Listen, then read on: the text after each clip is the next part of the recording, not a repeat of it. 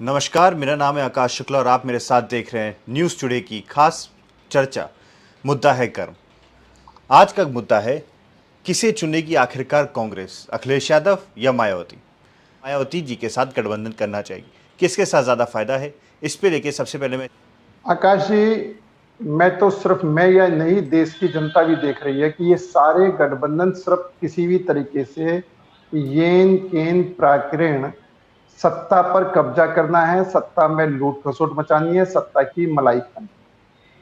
अब आप ये जो मेरे चंद्रमोहन भाई ने बड़ी अच्छी बात करी कि दो विचारधारा, एक विचारधारा भाजपा की और एक विचारधारा कांग्रेस।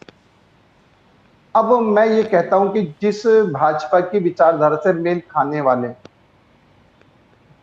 शिवसेना को कांग्रेस के साथ सरकार बनाकर काम कर, जिस वीर सावरकर को ये गाली देते हैं, शिवसेना उस वीर सावरकर को अपना पूजनीय मानती। हमारे तो पूजनीय हैं, हमारे तो श्रद्धेय हैं, हम तो उन्हें मानते ही मानते हैं, लेकिन शिवसेना भी मानती है। लेकिन सत्ता की लोलुपता वो इस कदर है कि उसके बाद भी हमें सिर्फ सत्ता चाहिए, कोई विचारधारा नहीं है, कोई भी चीज नहीं है, सिर्फ सत्ता चाहिए। वो वहां पर बेमेल कर सकते। रविंद्र जी बड़ी आराम से कह रहे हैं आपातकाल। इनको वो आपातकाल भी याद है जो इंदिरा गांधी के टाइम में इमरजेंसी लगी थी। सारे विरोधी दल के नेताओं को जेलों में ठूस दिया गया था, प्रेस पर पाबंदी लगा दी गई थी। आज इनको वो आपातकाल भी याद होगा। तो ये विचारधारा नहीं है, ये सत्ता लोलुपता है कि हर तरीके से सत्ता करें। अभी ये बहन मायावती की बात करें, बहन मायावती को हमारे साथ गठबंधन करना चाहिए। इनको ये भी पता, गेस्ट हाउस कांड में बहन मायावती को जान से मारने की प्लानिंग भी समाजवादी पार्टी। क्या बहन मायावती उस चीज को भूलेगी? और अगर भूलने के बाद में फिर वो सत्ता के लिए काबिज करेगी, तो जनता ये देख रही है कि इनके पास ना कोई उद्देश्य है, ना कोई नीति है, ना कोई नियम है, ना कोई नेता है। तो जो इनका कुछ भी नहीं है, ये बेमेल गठजोड़ है। बेमेल गठजोड़ सिर्फ सत्ता पाने के लिए गठजोड़ है, या कुछ ठग मिल करके जो देश को ठगना चाहते हैं वो गठजोड़ है। तो उस गठजोड़ को जनता पूरी तरीके से देखती है। मायावती के इनके झगड़े समाजवादी पार्टी के सबने देखे हैं, समाजवादी पार्टी कांग्रेस से झगड़े सबने देखे हैं, समाजवादी पार्टी कांग्रेस का गठबंधन सबने देखा है। शिवसेना और शिवसेना और कांग्रेस का एक दूसरे के विरोधी विचारधारा भी सबने देखे हैं। आज सत्ता की लोलुपता में हम एक साथ हो रहे हैं, ये सबने भी। इसलिए ये सब जितनी सत्ता की लोलुपता के पार्टियां हैं, आज 23 तारीख को सिर्फ क्या है कि हम इकट्ठे होकर के किस तरीके से देश के संसाधनों को लूटे। हम इकट्ठे होकर के ये बंटवारा करने के लिए बैठेंगे कि भाई ये यहाँ का तू खा ले, यहाँ का तू खा ले, यहाँ का तू खा ले। अगर वो भी समझौता हो गया तो, और जनता ने स्वीकार कर लिया तो। लेकिन जनता ये देख रही है ना, हमारे हितों से कोई मतलब नहीं है, देश के हित से कोई मतलब नहीं है, देश तरक्की करे इस बात से कोई मतलब नहीं है, देश के गरीब व्यक्ति को भोज राशन मिले, देश का गरीब व्यक्ति तरक्की करे, उससे कोई मतलब नहीं है। मतलब सिर्फ और सिर्फ ये है कि हम अपनी सत्ता पर कैसे काबिज हों।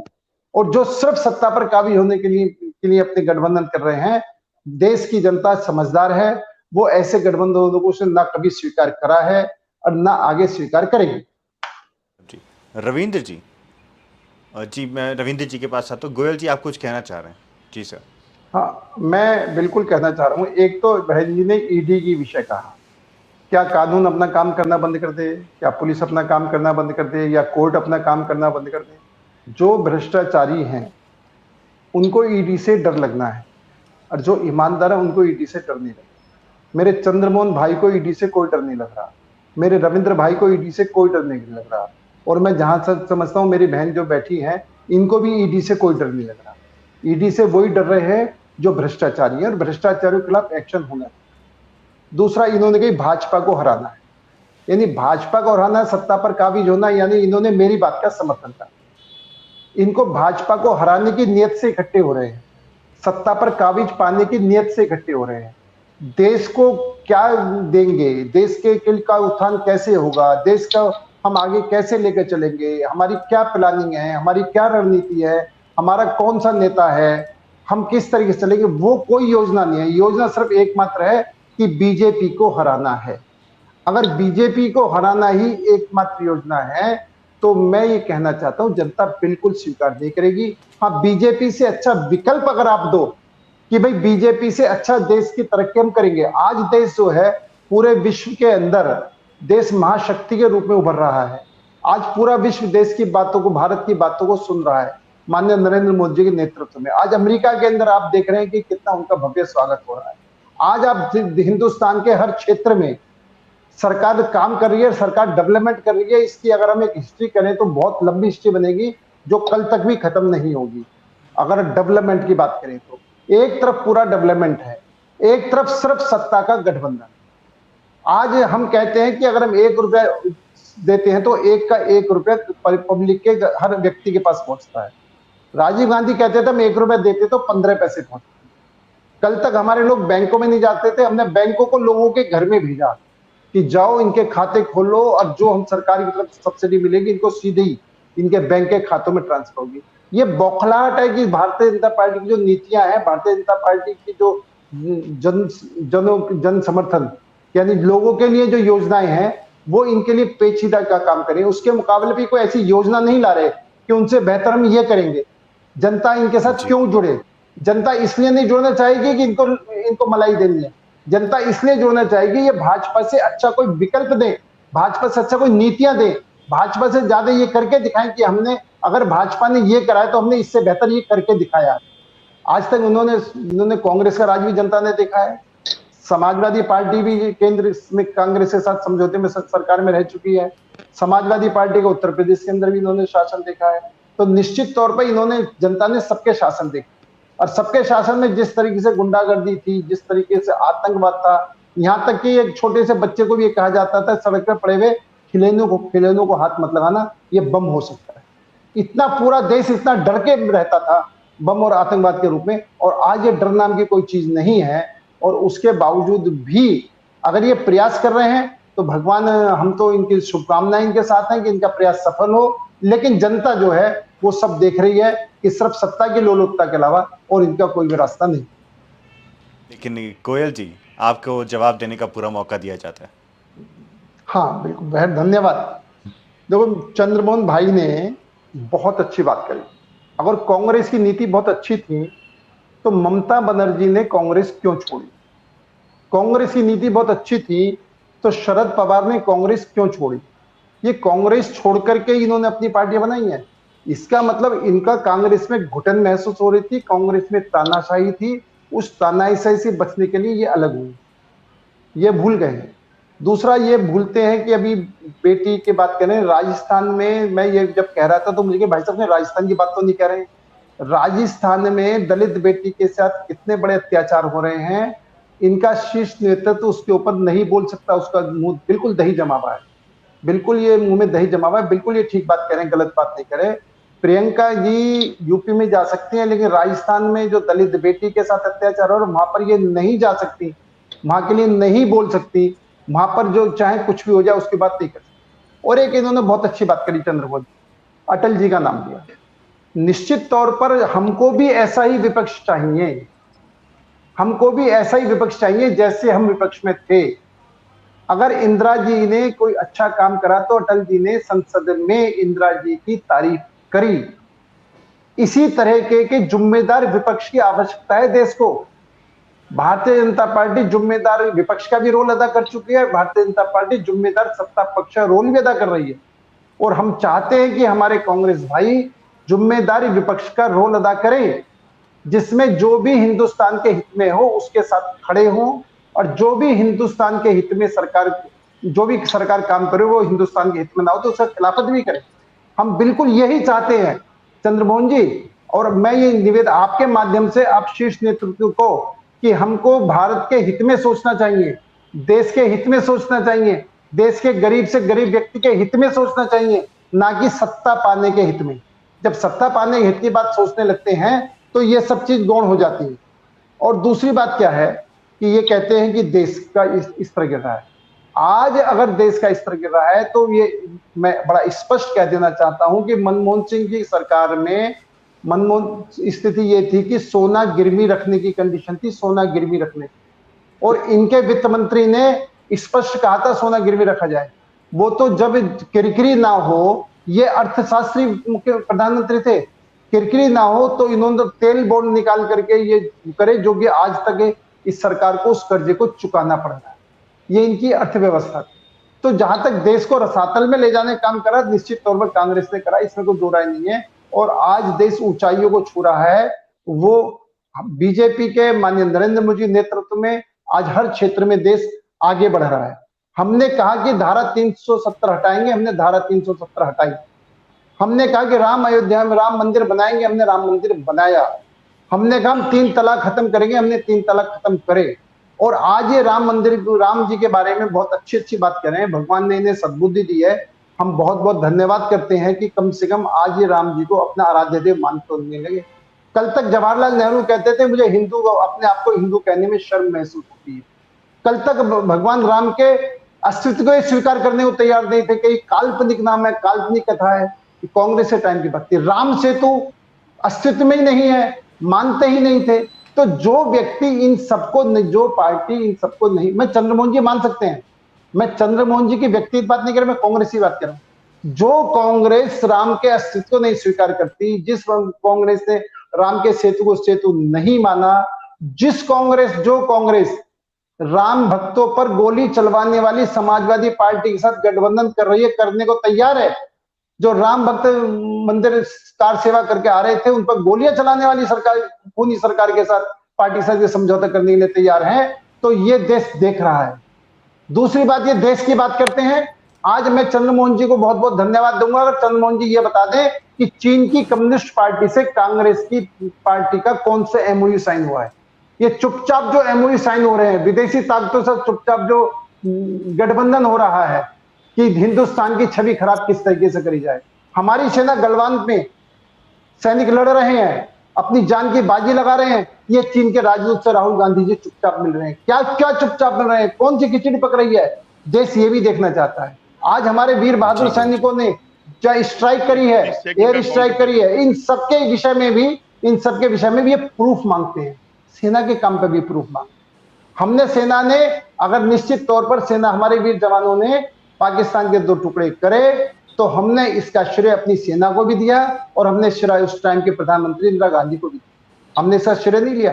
जब देश को आवश्यकता पड़ी चीन के साथ युद्ध के अंदर, हमारे स्वयंसेवकों ने सड़कों पर निकल करके ट्रैफिक का इंतजाम करा। हमारे स्वयंसेवकों ने बॉर्डर पर जाकर रक्षा सामग्री पहुंचाई। ये भारतीय जनता पार्टी के आरएसएस स्वयंसेवक हैं, ये भारतीय जनता पार्टी कार्यकर्ता है। आज भी अगर देश में कहीं भी आपत्ति, कहीं भी विपत्ति आती है, तो आपको वहां पर भारतीय जनता पार्टी के स्वयंसेवक, आरएसएस स्वयंसेवक खड़ा मिलता है। तो निश्चित तौर पर देश की जनता देख रही है कि एक तरफ ये है जो देश का निर्माण करने में लगे, एक तरफ ये जो देश के, इनके दिमाग में वोट नहीं है, हमारे दिमाग में देश की सेवा है। एक तरफ वो पार्टी है कि जिसके बारे में जनता अच्छी तरीके से भाग चुकी, जान चुकी है। गोयल जी, आपको जवाब देना है? हाँ, बिल्कुल देना है। देखो, अभी इन्होंने कहा कि हमने अपनी पार्टियां इनके साथ जोड़ी।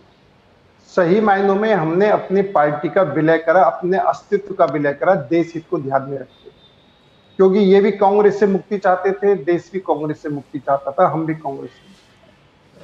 तो आज जब हम कांग्रेस से मुक्ति चाहते थे और उस मुक्ति के, आप भी कांग्रेस के खिलाफ थे उस टाइम, और हमने निश्चित तौर पर देश हित में अपने अस्तित्व को खत्म करा। कोई भी राजनीतिक दल अपने अस्तित्व खत्म नहीं करना, हमने अपने अस्तित्व खत्म करके उनके आपके साथ शामिल। और उसके बाद आपने कि हमारी सरकार गिराई, वो सरकार इसलिए गिराई कि हमारा स्पष्ट एजेंडा था कि हम राम मंदिर बनाएंगे। आपने माननीय आडवाणी जी को गिरफ्तार किया, तब सरकार गिराई। हम अपने मुद्दे से पीछे नहीं हटे, हमने अपना अस्तित्व खत्म जरूर करा, ये अपनी विचारधारा से समझौता नहीं करा, अपने माननीय आराध्य भगवान राम से के आगे हमने समझौता नहीं करा। सरकार को तिलांजलि देनी पड़ी, बिल्कुल दी, इसको सत्ता लोलुपता नहीं कहेंगे। दूसरी बात, जब 92 के अंदर वहां पर हमने विवादित ढांचा तोड़ा और उसके बाद में कांग्रेस ने 6 सरकारों को गिराया, भाजपा की 6 सरकारों को, चुनाव सरकार को, उसको तानाशाही कहते हैं, उसको लोकतंत्र की हत्या कहते हैं, अगर आपको इस अच्छी तरीके से याद होगा। दूसरी बात, अभी आप अमेरिका के पिछले की बात करें, रूस और यूक्रेन युद्ध में देश हित में रूस से तेल लेना था, तो हमने देश हित को सर्वोपरि रखा और हमने रूस से तेल लिया। हमारे लिए ना रूस बड़ा है, हमारे लिए ना अमेरिका बड़ा है, हमारे लिए हमारा देश बड़ा है, हमारे लिए हमारे देश के नागरिक बड़े हैं। हमारा लक्ष्य देश के हर नागरिक के, अंतिम नागरिक तक उसकी सेवा करना हमारा लक्ष्य है। और उसके अंदर कितने भी बड़े से बड़े फैसले लेने पड़ेंगे, कितनी भी बड़ी से बड़ी महाशक्ति के सामने अड़कर खड़ा होना पड़ेगा, तो ये सरकार अस्तित्व में खड़ी होती है माननीय नरेंद्र मोदी के नेतृत्व में। ये वो सरकार नहीं है। कांग्रेस ने जब चीन ने भारत की जमीन हड़प ली तो आप चुपचाप रहो, चीन नाराज हो जाएगा, अखबारों में मत छापो, चीन जो कर रहा करने दो, कब्जा कर रहा करने दो। आज चीन ने हिंदुस्तान में कितना बड़ा भूभाग कब्जे में कर रखा है। किस पार्टी के राज में उस टाइम कौन सी पार्टी का शासन था? रविंद्र भाई को ध्यान होगा। लेकिन आज नहीं बोलेंगे, क्योंकि इसलिए नहीं बोलेंगे कि इसमें आज तो है चंद्रमोहन भाई और रविंद्र भाई जी को एक साथ मिलकर के देश हित में काम होने वाले कामों को रोकना है, पर्सनल हित के कामों को आगे बढ़ाना है। इसलिए ये जो बेमेल गठबंधन हो रहा है उसमें आप नहीं बोलेंगे। आज ये नहीं बोलेंगे चीन ने कितनी जमीन, कितने भारत के भूभाग पर कब्जा कर रखा है, किसके टाइम में कब्जा करा था, क्यों नहीं खाली कराया आज तक। लेकिन नहीं, हाँ, अच्छे काम करने वाली सरकार में कमियां निकालना, अच्छे काम करने वाली सरकार के साथ खड़ा होना। और जनता देख रही है, और जनता इसलिए बार बार बीजेपी को ला रही है। जनता की ये लोग सिर्फ अपने हित की बात कर रहे हैं, और ये पार्टी है जो पूरी तरीके से बात कर रही है। अभी डॉलर की बात करिए, मैं भाई जी से पूछना चाहता हूं कि 2004 में डॉलर कितने का था, 2014 में डॉलर 1 रुपए कितने रुपए डॉलर था, और 2014 से 2023 में कितने का था। आप इसकी तुलना कर लें, दूध का दूध पानी बन जाए। जबकि इस बार 2 साल कोविड काल, 2 साल कोविड काल के बावजूद भी आज देश की अर्थव्यवस्था 6.5 पॉइंट जो पूरे विश्व में सबसे तेज गति से बढ़ रही है, ये भारत की अर्थव्यवस्था बढ़ रही है। ये आपने, पूरा विश्व कह रहा है इस बात को। और आप एक बात और बताएं, आज तक जितनी भी महामारी हुई है कांग्रेस टाइम में, अभी कभी भी इन्होंने दवाई टीका नहीं बनाया, हमेशा विदेशों से टीके मंगा करके ही काम चलाया।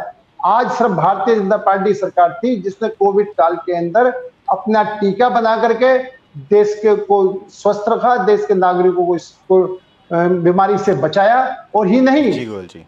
विश्व के अन्य देशों को भी टीका पहुंचा करके वहां भी इन्होंने मदद करी। आज ही वो देश है जो तिरंगे का अपमान है कि रूसियों के युद्ध के अंदर हमारे नागरिकों को वहां फौज की भेजने की जरूरत नहीं पड़ी, सिर्फ तिरंगा लगा करके हमने अपने सारे भारतीयों को बाहर निकाला। वो सारे पहले तक हम अपने भारतीय जब फंसे होते थे तो हम विदेशों के आगे गिड़गिड़ाते थे हमारे हिंदुस्तानी निकालना हो। आज देश के अंदर हमारे भारतीय नहीं, विदेशों के भारतीय भी, विदेशी लोगों को भी हम निकालने में सक्षम है। हम निकालते हैं, हमने निकाल के दिखाया है, और देश के मानते हैं कि आप हमारे नागरिकों को निकलवा सकते हैं। आज देश का जो गौरव है वो सिर्फ बातों में नहीं है, सिर्फ टीवी डिबेट में नहीं है।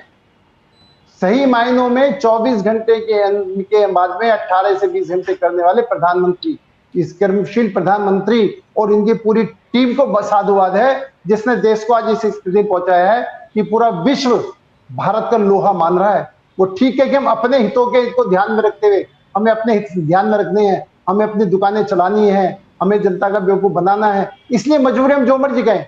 मन के अंदर तो आप भी रविंद्र जी ये बात मानते हो कि जो आज हिंदुस्तान की तरक्की हो रही है और जो पूरे विश्व में हिंदुस्तान का डंका बज रहा है, उसमें आपका भी सीना चौड़ा हो रहा होगा, आपको भी खुशी महसूस हो रही है। जी गोयल जी, 30 सेकंड में इसका जवाब दीजिए, फिर हम लोग नीलम जी के पास चलते हैं। मैं तो रविंद्र जी से जो इतनी सारी बात कह रहे हैं, तो ये आज तक कहाँ छुपे हुए थे? क्यों नहीं कोर्ट में गए? क्यों नहीं कोर्ट में इन्होंने हल्फनामा दिया? क्यों नहीं कोर्ट में ये सब बातें इन्होंने कही?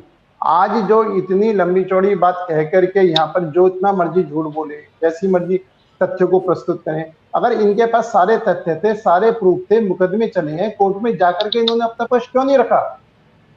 आपने स्वीकार कर लिया, आप कुछ रखने की आवश्यकता नहीं है। प्लीज आप मेरी सुनो, प्लीज मेरी सुनो। जब आप बोल रहे थे, मैं आप बोल रहे थे, मैं बिल्कुल नहीं बोला। मेरा कहने का मतलब सिर्फ इतना ही है कि जो भी कुछ रविंद्र जी ने कहा है, अगर उन सब बातों में प्रामाणिकता है तो इन्हें माननीय कोर्ट के सामने जाकर के ये सब बात पेश करनी चाहिए, ये सब बात रखनी चाहिए। दूसरी बात, शिवसेना पहले दिन से ही ओपन करिए कि हमारे शिव सैनिकों ने ढा चुका है, और आज उस शिवसेना के साथ आप गठबंधन कर रहे हैं। आप तो उसके विरोधी, अगर आप राम मंदिर के समर्थक थे तो हमारी 6 की 6 सरकारें नहीं गिराती। मैं एक एक बात को तथ्यों के साथ में कह रहा हूं, और वो बात कह रहा हूं जो बिल्कुल जग जाहिर है। इसमें कोई ऐसा नहीं है कि कोई मैं कह रहा हूं और आपको नहीं पता और आप कह रहे हो मुझे नहीं पता। मैं वो तथ्य नहीं कह रहा जो किसी को नहीं पता। मैं वो जो सबको पता है।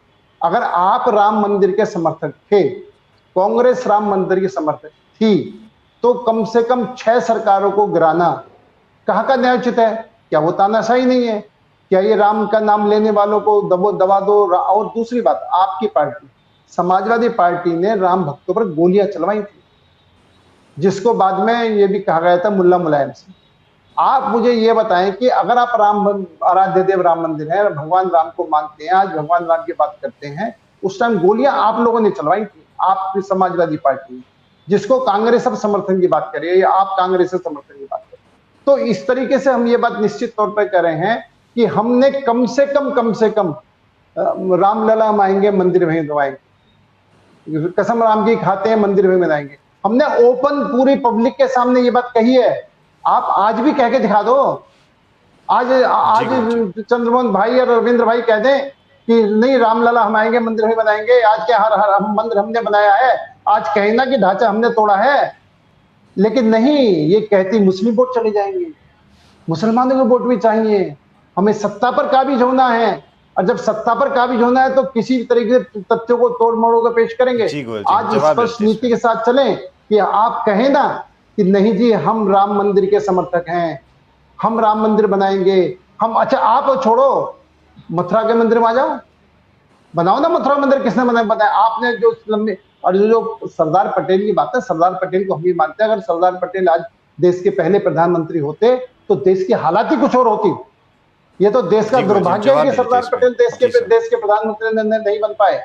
और अगर आप आज भी हैं तो ठीक है, आप राम भक्त हैं, आप कृष्ण भक्त हैं, आप जो कृष्ण जी के मंदिर का विवाद चल रहा है उसके अंदर आप ओपन आए ना, कम से कम हम आपका स्वागत करेंगे, कांग्रेस का भी स्वागत करेंगे, समाजवादी पार्टी का स्वागत करेंगे। लेकिन आपने एक एक बात को वोटों की विचारधारा से, मुस्लिम वोट ना टूटे, मुस्लिम वोट हमारा हो जाए, चाहे हमें टोपी पहननी पड़े, चाहे हमें कुछ भी करना पड़े, हमको पूरी तरीके से मुस्लिम वोट चाहिए। चंद्रमोहन जी की सुनेंगे जरूर भाई, मैंने बीच में रोक दिया। चंद्रमोहन जी बोलो आप। मैं रुक गया भाई साहब, नहीं मैं रुक गया। एक व्यक्तिगत आरोप लगाया है तो मैं केवल 2 सेकंड के लिए बोलना चाहता हूँ जी। मैंने व्यक्तिगत आरोप लगाया, पार्टी की बात हो रही है। अयोग्य हैं, झूठे हैं, फारेबी हैं और उन्माद फैलाते हैं। गोली चली या नहीं चली ये बताए ना आप। गोली चलाई गई है लेकिन मरा कोई भी व्यक्ति नहीं है। आप सुन लीजिए, अयोध्या जी की, अरे रविंद्र जी, मैंने ये तो नहीं कि उसमें कितने आदमी मरे, मैंने अयोध्या जी की, सुनिए अयोध्या जी की इनहेरेंट, आप एक मैं देखो प्लीज, मैंने सिर्फ राम भक्तों पर गोलियां चलाई, मैंने ये नहीं कहा कि उसमें इतने लोग मारे गए। उसी पे जांच कमेटी बना दीजिए, उसी पे जांच कमेटी बनवा दीजिए, आप उसी पे जांच कमेटी बनवा दीजिए। आप कहो ना गोली नहीं चली, सुनते चंद्रमोहन जी, आप कहो ना गोली नहीं चली, आप ये को गोली नहीं चली, सुनते हैं। उस पे जांच कमेटी बनवाइए ना, क्यों हिम्मत नहीं हो रही जांच कमेटी बनवाने में? आप गोली नहीं चली, जवाब ले लेते हैं। नहीं, ये बहुत टेक्निकल पॉइंट है, बता दे रहे हैं इनको। मैं भी अयोध्या जी की कंटेनिंग कैपेसिटी है। रविंद्र जी, हमारे साथ जुड़ने के लिए आपका बहुत बहुत धन्यवाद। रविंद्र जी, चंद्रमोहन जी, अनिल गोयल जी, आप सभी ने अपने कीमती समय से हमारे लिए वक्त निकाला और हमारे साथ चर्चा में शामिल हुए, इसका बहुत बहुत बहुत धन्यवाद। जुड़े, नमस्कार। Thank you.